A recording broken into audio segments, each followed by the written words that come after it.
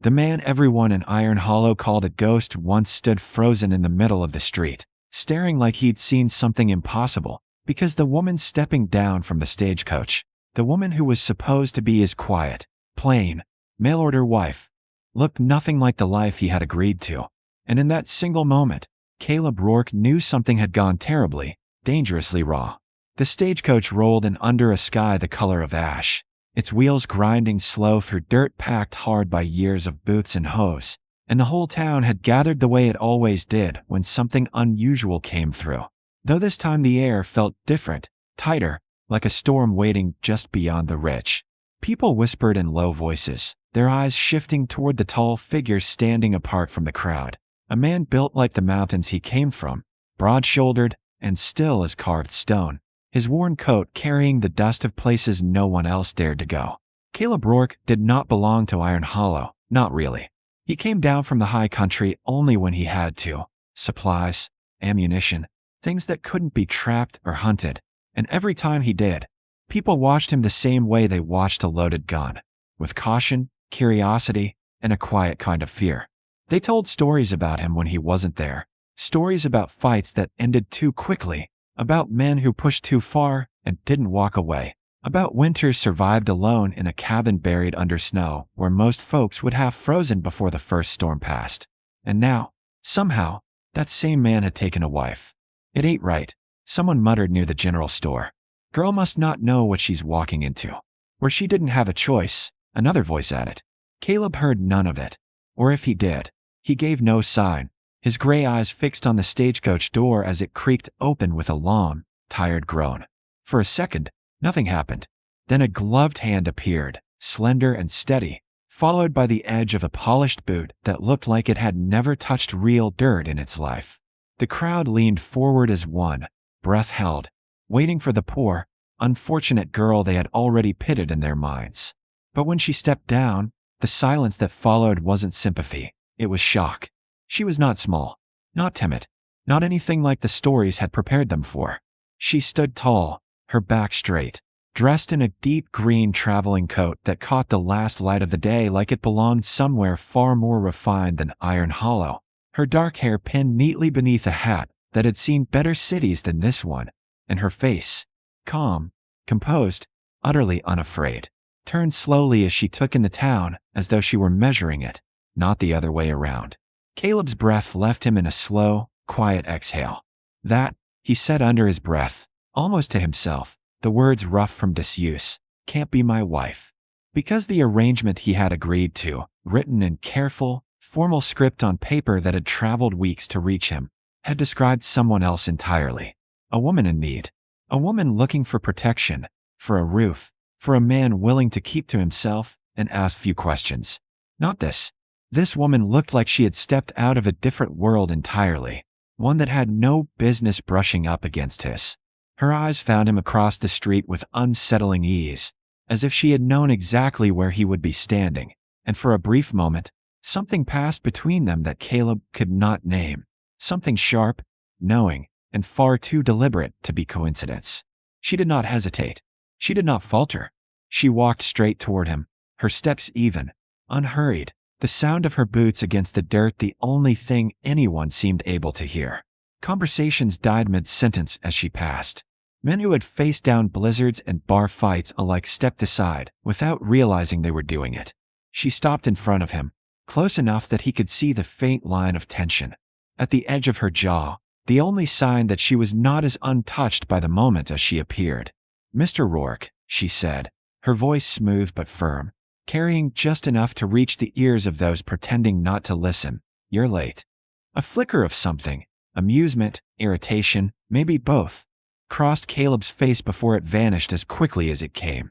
"Road works both ways," he replied, his tone flat, but not unkind, his eyes searching hers for something real beneath the polished surface. Up close, she looked even less like the woman he had expected. There was strength there, yes, but also calculation, and something else he recognized too well, the look of someone who had already survived more than they were willing to say out loud. "You're not what I was told to expect," he added. Her lips curved just slightly, not quite a smile, more like an acknowledgement of a truth already understood. "Neither are you." she said. Behind them, the town seemed to exhale all at once, the tension breaking into a low murmur of confusion and curiosity, but neither of them paid it any mind. Caleb's instincts, honed by years of living where mistakes meant death, were already stirring, warning him that whatever arrangement had brought this woman to him was not as simple as ink on paper. "You got a name?" he asked after a beat. She held his gaze without blinking. "The one you were given will do for now," she answered. And there it was again. That edge, that careful choice of words that said more than it revealed. Caleb's jaw tightened just slightly. Trouble, he thought. Not the loud, obvious kind that rode in with guns drawn, but the quiet kind that slipped in unnoticed and unraveled everything from the inside out. He glanced past her at the stagecoach driver, who was already unloading a trunk far too fine for a place like this, then back at her. "You planning on standing in the street all evening?" he said. "Or are you coming with me?" For the first time, something shifted in her expression. Not fear, not exactly, but a flicker of uncertainty quickly buried beneath composure. "I suppose that depends," she replied. "On what?" Her answer came without hesitation. "On whether you're the kind of man I was hoping you'd be." Caleb studied her for a long moment, the noise of the town fading into the background as he weighed something he couldn't quite put into words. Then, without another question, he reached for the truck, lifting it as if it weighed nothing, and turned toward the road that led out of Iron Hollow and up into the mountains where few followed and fewer returned unchanged. "You'll find out soon enough," he said over his shoulder. She hesitated only a second before falling in a step beside him, leaving behind the town, the whispers, and whatever life she had come from. And as the two of them walked away together under the darkening sky, no one in Iron Hollow could have guessed that this strange, mismatched union was not the end of a story, but the beginning of one that would drag secrets out of the shadows, call violence down from the hills, and force a man who trusted no one and a woman who was hiding everything to decide just how far they were willing to go to survive what was coming. The ride into the mountains began in silence, but Caleb Rourke had never been a man who ignored his instincts, and every mile they climbed told him the same thing. The woman riding beside him wasn't just out of place, she was hiding from something that hadn't stopped chasing her yet.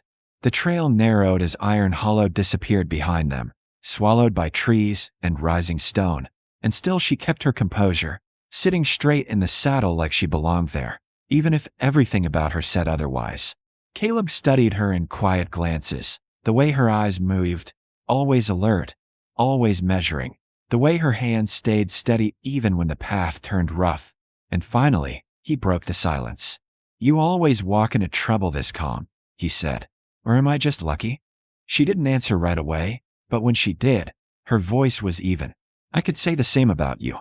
He let out a dry breath. "Difference is, I know exactly where I stand."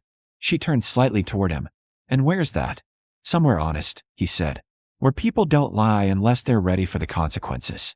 That landed, and he saw it in the faint tightening of her grip on the reins. They rode another stretch before she spoke again, quieter this time. "Then you should hear this before we go any farther." Caleb didn't slow, but his attention sharpened. "Go on." A pause. Then, "My name isn't the one you were given." He nodded once, like he'd expected it. Figured as much. She drew a breath. "It's Eliza Vane." That made him look at her fully. Even out here, far from towns and tracks, the name carried weight. "Railroad Vane?" he asked. She gave a small nod. "Then you're a long way from home." "Not by choice." There was something colder beneath her words now, something real. Caleb's voice lowered. "Then start talking." And this time, she did. She told him about deals gone bad, about men her father trusted turning on him when power shifted, about the night everything fell apart and her name stopped protecting her and started putting a target on her back. "They wanted control," she said. "And I was part of that." Caleb's jaw tightened. "So you ran." "I survived," she corrected, her voice edged with steel. He accepted that with a small nod. "And you ended up here," he said. "Married to a man you don't know." "I needed a place no one would think to look," she answered. "A name no one would question once it was tied to mine." Caleb huffed quietly. "So you picked the one man everyone stays away from." "Exactly." That almost made him smile.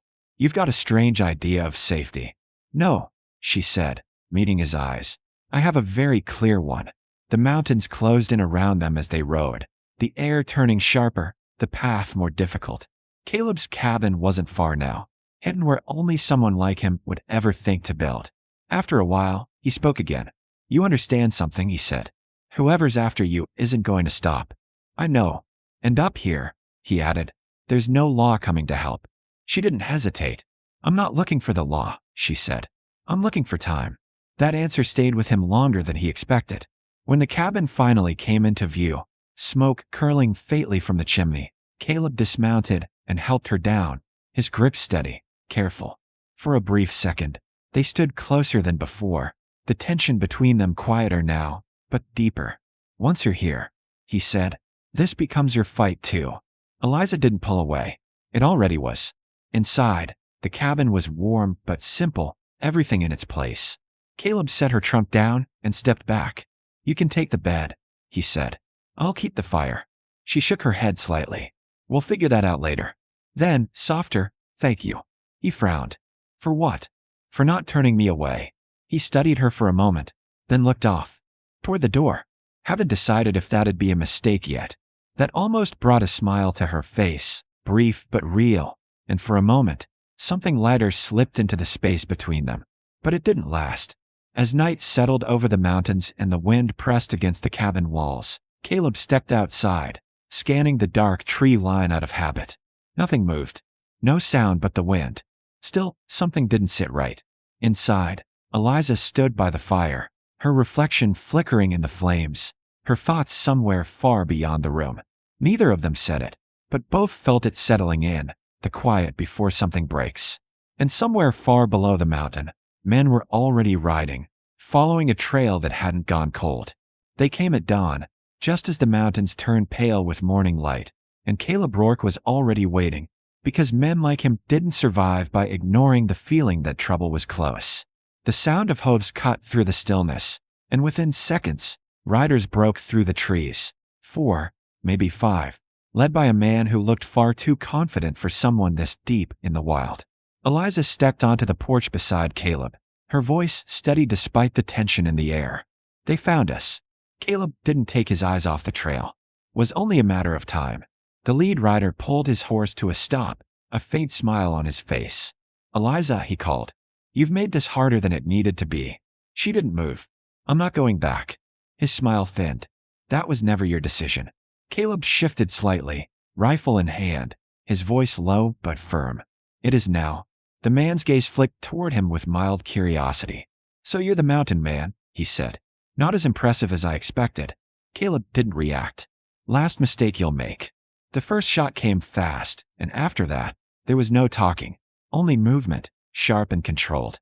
Caleb fought like the land itself was on his side, every step calculated, every shot precise. But Eliza didn't stay back. She stood her ground, firing when she had to, proving she wasn't just someone to be protected. She was part of the fight.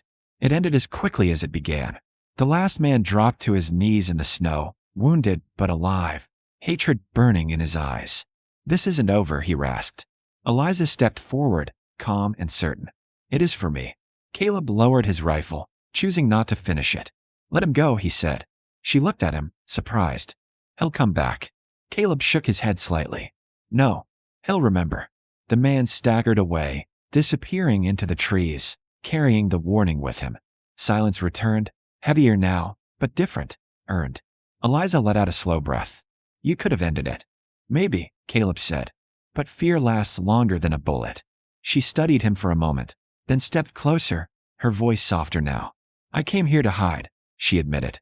"I know, but I'm not hiding anymore."